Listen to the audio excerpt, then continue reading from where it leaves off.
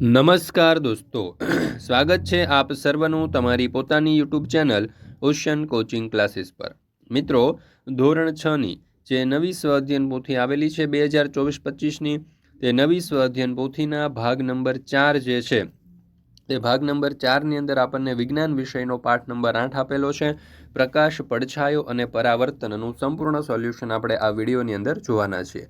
મિત્રો, અહીંયા તમે જોઈ શકો છો કે આ ધોરણ 6ની જે નવી સ્વ-અધ્યયન પોથીનો ભાગ 4 છે તેની અંદર આપવામાં આવેલી દરેક વિષયના દરેક જે પાઠ છે તેના સંપૂર્ણ સોલ્યુશનના વિડીયો અને પીડીએફ આપણી ચેનલ ઉપર મુકાઈ ચૂક્યા છે. આ વિડીયો અને પીડીએફનો અભ્યાસ કરવા માટેની લિંક તમને નીચે ડિસ્ક્રિપ્શન બોક્સની અંદર મળી જશે, તો જરૂરથી તેનો અભ્યાસ કરી લેજો. ચાલો તો શરૂ કરીએ આપણે સ્વ-અધ્યયન પોથીનો પાઠ નંબર 8, પ્રકાશ, પડછાયો અને પરાવર્તન. આપણે આટલું જાણીએ. સ્વ-અધ્યયન નિષ્પત્તિઓ આપણને આપેલી છે. મિત્રો, અહીંયા તમે જોઈ શકો છો કે ધોરણ 3થી 8ની આ જે નવી સ્વ-અધ્યયન પોથીઓ છે તે નવી સ્વ-અધ્યયન પોથીના 2024-25ના દરેક વિષયના દરેક પાઠના દરેક ભાગના સંપૂર્ણ સોલ્યુશનના વિડીયો અને પીડીએફ આપણી ચેનલ ઉપર મુકાઈ ચૂક્યા છે. હા, વિડીયો અને પીડીએફનો અભ્યાસ કરવા માટેની લિંક તમને નીચે ડિસ્ક્રિપ્શન બોક્સની અંદર આપવામાં આવેલ છે, તો જરૂરથી તેનો અભ્યાસ કરી લેજો. સાથે સાથે પ્લે સ્ટોર ઉપર જઈ અને આપણી ઓશન કોચિંગ ક્લાસીસ નામની જે એપ્લિકેશન છે એ પણ જરૂરથી ડાઉનલોડ કરી લેજો, જેથી કરીને તમે આ દરેકે દરેક પીડીએફ જે છે તેનો સારામાં સારી રીતે અભ્યાસ કરી શકો. પ્રશ્ન નંબર 1, યોગ્ય વિકલ્પ પસંદ કરી ખાલી જગ્યા પૂરો. એમાં પહેલો સવાલ, કોઈ પણ વસ્તુને જોવા માટે ખાલી જગ્યાની હાજરી અનિવાર્ય છે, તો જવાબ આવશે પ્રકાશ. બીજું, કબાટ એટલે કે તિજોરીનો જે અરીસો છે તે ખાલી જગ્યા પ્રકારનો અરીસો હોય છે, તો અહીંયા જવાબ આવશે અપારદર્શક. ત્રીજું, વિશાલ પાસે એક એવો પદાર્થ છે જેના દ્વારા જોતા તેની સામે રાખેલ બોલપેન ઝાંખી દેખાય છે, તો તે પદાર્થ ખાલી જગ્યા પ્રકારનો હશે, તો જવાબ આવશે પારભાસક.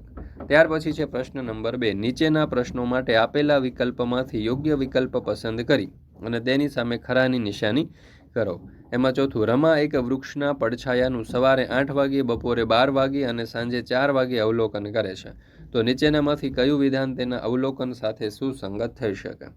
તો અહીંયા જવાબ આવશે પડછાયામાં વૃક્ષનો આકાર અને કદ બંને બદલાય છે. ત્યાર પછી પાંચમું, નીચેનામાંથી કયા પ્રકારનો પડછાયો ક્યારેક વર્તુળાકાર ન થઈ શકે? તો જવાબ આવશે બૂટનું ખોખું. ત્યાર પછી છે પ્રશ્ન નંબર 3, નીચેના પ્રશ્નોના માંગ્યા મુજબ જવાબ લખો.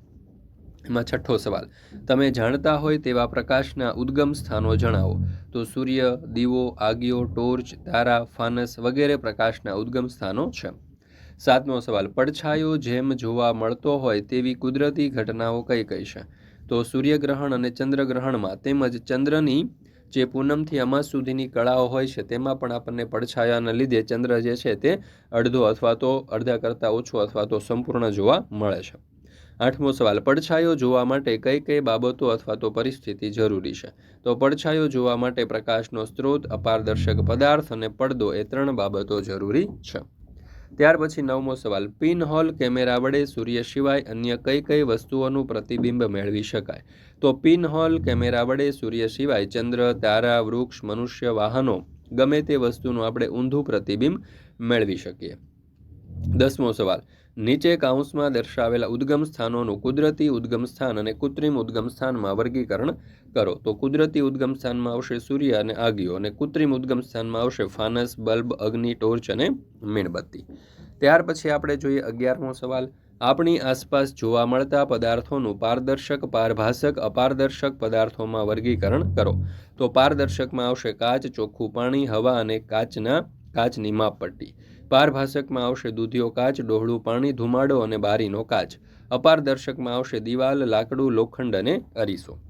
ત્યાર પછી છે આપણે સવાલ નંબર 12, ગ્રહણ સમયે સૂર્ય સામે નરી આંખે શા માટે જોવું ન જોઈએ?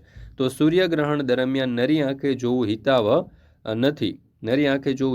નથી, કારણ કે સૂર્યમાંથી નીકળતા તેજસ્વી અલ્ટ્રાવાયોલેટ અને ઇન્ફ્રારેડ કિરણો રેટિનાને કાયમી નુકસાન પહોંચાડી શકે છે, જે દ્રષ્ટિ ગુમાવવાનું કારણ બની શકે છે. તો અહીંયા આવશે કે સૂર્યગ્રહણ દરમિયાન નરી આંખે જોવું હાનિકારક છે. ત્યાર પછી છે 13મો સવાલ, પ્રવૃત્તિ આપેલી છે. અહીંયા કહ્યું છે કે લાલ, ભૂરો, લીલો જેવી જુદા જુદા રંગની પારભાસક વસ્તુઓ લઈ પડછાયો જુઓ. શું દરેક વસ્તુ કે પદાર્થનો પડછાયો કાળો જ જોવા મળે છે? શા માટે? તો જો લાલ, ભૂરો, લીલો જેવા જુદા જુદા રંગના ફૂલો લઈને તેનો પડછાયો જોતા કાળો જ જોવા મળે છે, કારણ કે બધી જ વસ્તુઓ અપારદર્શક છે. મીન્સ કે આ બધા જ ફૂલ છે ને તે અપારદર્શક છે. પડછાયો તે વિસ્તાર છે જ્યાં પ્રકાશ પહોંચતો નથી અને રંગોનો પ્રભાવ વગર તે અંધકારમય રહે છે. એટલા માટે તે જે છે તે કાળો જોવા મળે છે. ત્યાર પછી છે 14મો સવાલ. પ્રકાશ સીધી રેખામાં ગતિ કરે છે. આ વિધાનની સાબિતી માટે તમારી શાળામાં થયેલ કોઈ પ્રવૃત્તિ વર્ણવો. તો પ્રકાશ સીધી રેખામાં ગતિ કરે છે આ વિધાનની સાબિતી માટે અમે અમારી શાળામાં આ પ્રવૃત્તિઓ કરી. અમે સીધી અને વાંકી ચૂકી પાઇપ દ્વારા મીણબત્તી જોવાની પ્રવૃત્તિ કરી, જેમાંથી જોતા સીધી પાઇપમાંથી સળગતી મીણબત્તી દેખાય છે અને વાંકી ચૂકી પાઇપમાંથી મીણબત્તી દેખાતી નથી. આના ઉપરથી આપણે એવું કહી શકીએ કે પ્રકાશ છે તે હંમેશા સીધી રેખામાં ગતિ કરે છે. ત્યાર પછી છે 15મો સવાલ. જો તમારે કોઈ એક પદાર્થના એકથી વધુ પડછાયા મેળવવા હોય તો તમે શું કરશો? તો જુઓ ઉત્તર.